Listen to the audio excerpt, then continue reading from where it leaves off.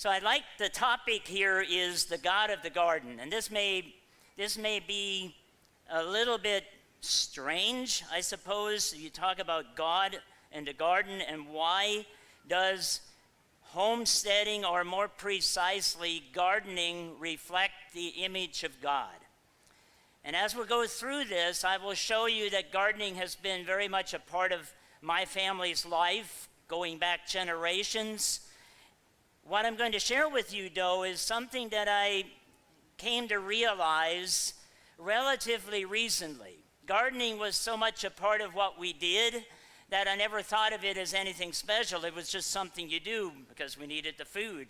2 generations back, my mom was post-World War II, she was making dresses out of feed sacks, and gardening was something that we had to do in order to have a livelihood. The reflecting the image of God is something that I've come to realize more recently, and that's why I'd like to share it with you this morning, because gardening is a lot more than just growing food. So let's start here. Isn't that a great picture? I mean, that's galactic. What descriptors would you, anybody want to shout out a descriptor? What does that picture look like? Awesome God. Anybody else? Oh, this is a tough crowd.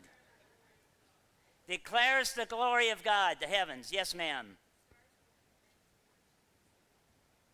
The stars were meant to worship you, so will I. You have to shout out. Okay. So this is actually a picture that I got from the James Webb telescope. They're looking farther and farther into space. And so now I'll make a disclosure. I believe that God created all the galaxies, that he created the complexities of cosmology, and more importantly, perhaps, maintains and holds it all together by the word of his power. So we have a great God when you look at that expanse. And I mean, we know just the itty bitty amount of what there is. That's the God that I try to serve the best I can with my limited abilities. Take one more look.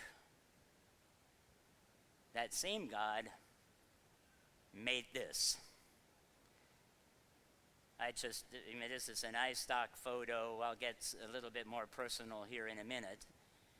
But this is the point. The creator of cosmology was also a gardener. And I think it tells us something about the nature of God that is worth contemplating. Men who do great things tend to become isolated and become famous and become very selfish.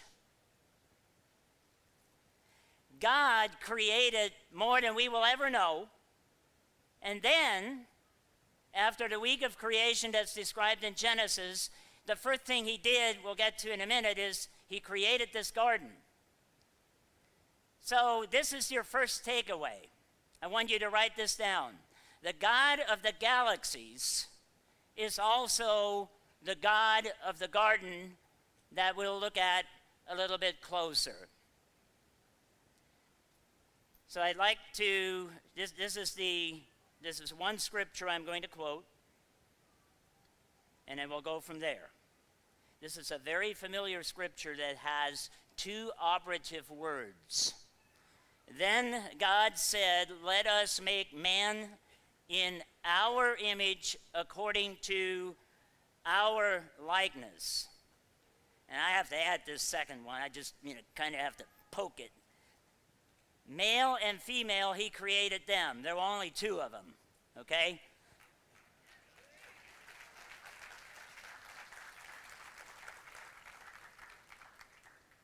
I wasn't going to say this, but I'll give you a digression. See, this is what happens. So a number of years ago, we had a young lady move in with us to go through college. She came from the Army. She wanted to go to school. And then she had a dental appointment. And she said, John, they had 3 options: male, female, other, and not sure. And I said, well, what did you put down? And she said, well, I knew what it was. So here's my challenge to this friendly audience. If I ever go, think about this, if I ever go to a doctor and they have those options, remember, this is a scientist who's going to diagnose something. Ladies and gentlemen, I will let you all know I'm going to put on not sure. You know why? Oop, pop. You see, I'm getting in trouble. I'm getting ghosted. I'm going to put down not sure. I'm going to go into that examination room, and when Doc comes in, I'm going to say, I put down not sure.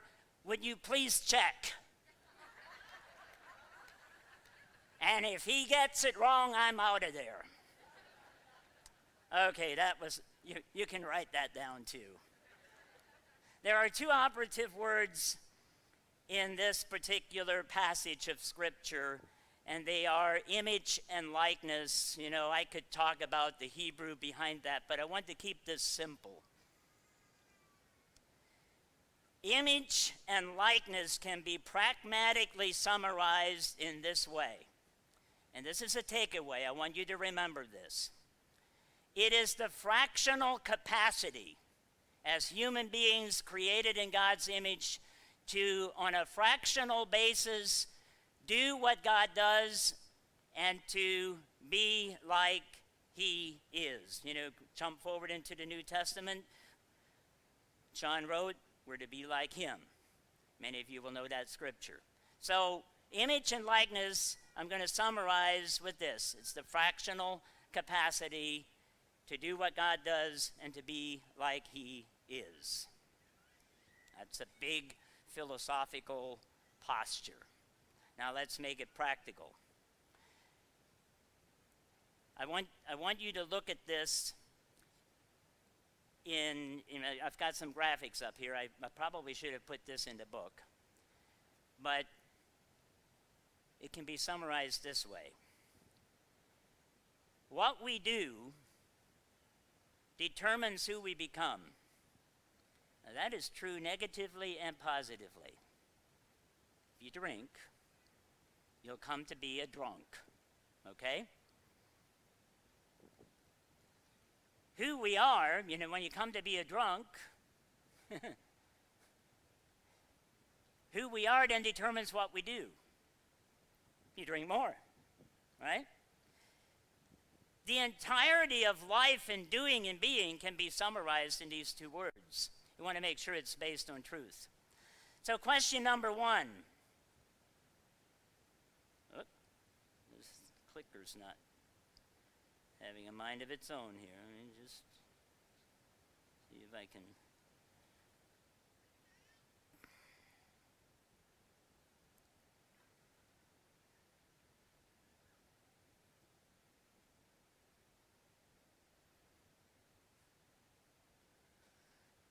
Okay, what did God do? We're going to look at a couple things he did in the garden. The first thing he did after the week of creation is he planted the garden eastward in Eden. And, you know, we all know what happened. You have all the bad stuff that happened, right? That's what we tend to think about. I want to focus on the positive today. And by doing so, the God of the galaxies became the God of the garden.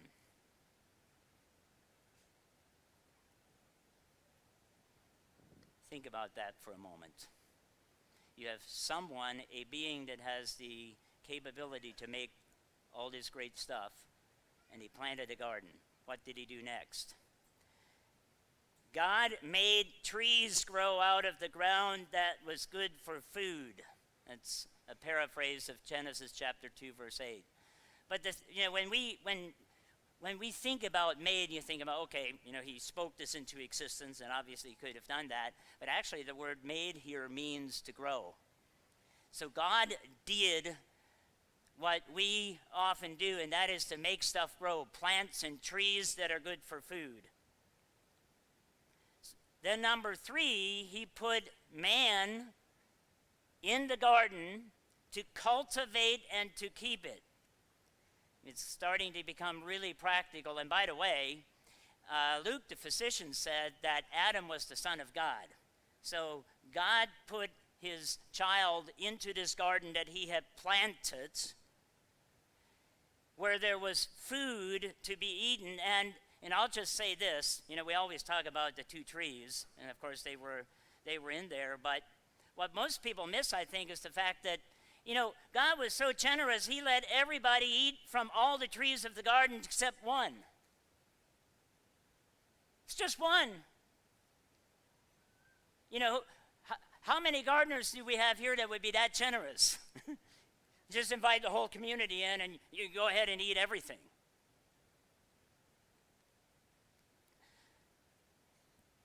So here's what I think we miss, and this is what I missed. And we're going to look at some pictures here in a minute. He put his son Adam into the garden to do on a fractional basis what God had already done. To cultivate it, to keep it, to grow it, to provide food for his family, so on and so forth. So here's the personal side. Anybody want to guess who that is? Oh, that's back when I had hair. And they were a different color. That picture was taken by someone in the family 40 years ago. And I'm out in what is now my brother's orchard. Is there some prophecy somewhere in the Bible that says, you shall plant and others shall eat the fruit thereof? I've done that, So that was me 40 years ago, grafting a couple of different species of apples onto the apple tree. That, a couple weeks ago, I went back over there. The tree's still there 40 years later. That's my brother, Dan, who owns the piece of land we were living on. And that's the tree today, 40 years later. Now, I remember I had a hat. I took my hat off just to change out the scenery. So I had a friend of mine who came up to me, John, you really shouldn't wear that hat. I said, why? He said, well, you don't wear it. I've never seen you with a hat. And I said, well, that's because you only know a very little part of my life. I wear a hat a lot of times. So we also had a vineyard, and back then I was working with a soil agronomist in Leamington, Ontario, that had some really practical ideas. Underneath that vine, he had me bury 2 5-gallon pails. I dug a hole 3 feet deep and put in 2 5-gallon pails of high magnesium limestone. And to the right, you see what that thing looks like 40 years later. Now this, when Ricky Skaggs was here a couple of years ago, so how many were here for the concert with Ricky Skaggs? Actually, just a handful. That was the evening event. He said I married up, okay? This is my wife, Susan, and my son and daughter. He's 40 years old now and runs her company, was here earlier this morning. So we had a patio garden before patio gardens were a thing. And then this is why, this is the real thing, You only have kids so you can have grandkids, right? So this is, and Caleb's back here somewhere. Where are you, Caleb? There he is. I'm sorry, Caleb, when I put this together, I couldn't find a picture of you pushing the tiller in our garden, but I think that one on the left, isn't she cute? I'm just being a little bit biased. She's the cutest little thing, and she'll be here later today, but she's helping Grandma water the garden. So as I mentioned, this was just, there I am in the pear tree, and we've got raspberries and pears, which probably have some things that Neil Kinsey could help me out on, because, I mean, they've got some brown stuff. They're Bartlett pears, so we don't spray them, so it's whatever we get. Here's what I didn't get.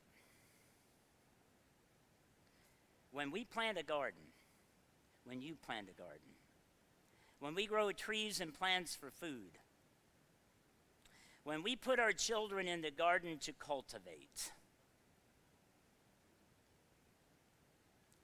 it reflects the image of God, because you are doing, we are doing what God did, even though at a fractional capacity.